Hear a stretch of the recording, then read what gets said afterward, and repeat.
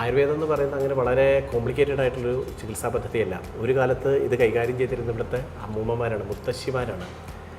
അവരുടെ ഫാർമസി എന്ന് പറയുന്ന അടുക്കളയായിരുന്നു. അടുക്കളയിൽ നിന്ന് ഉള്ള എല്ലാ സ്പൈസസും, മഞ്ഞളായാലും ഇഞ്ചിയായാലും ചുക്കായാലും കടുകായാലും ജീരകമായാലും കറിവേപ്പിലയായാലും സാധ്യമായ എല്ലാ അടുക്കളയിലെ വിഭവങ്ങളാണ് ചികിത്സയ്ക്കായിട്ട് ഉപയോഗിക്കാൻ പറ്റും എന്ന് അവർ കണ്ടെത്തിയത്. ഇത് വളരെ പ്രധാനപ്പെട്ട ഒരു തിരിച്ചറിവാണ്. കാരണം എവിടെയോ നിന്ന് ഏതോ ഒരു കെമിക്കൽ മോളിക്യൂൾ ആണ് നിങ്ങളുടെ രോഗത്തിൻ്റെ ചികിത്സ എന്ന് വന്നാൽ നിങ്ങൾക്ക് ഒരു കാലത്തും നിങ്ങളുടെ ഹെൽത്തിൻ്റെ സെൽഫ് സഫിഷ്യൻസി, സ്വാശ്രയത്വം ഉണ്ടാവില്ല. എന്നാൽ നിങ്ങളുടെ അടുക്കളയ്ക്ക് തന്നെ നിങ്ങളുടെ രോഗങ്ങളിൽ ഒരു 80% രോഗങ്ങളെയും ഹാൻഡിൽ ചെയ്യാൻ പറ്റുമെന്നുള്ള അറിവ് ഭയങ്കര ആശ്വാസപ്രദമാണ്.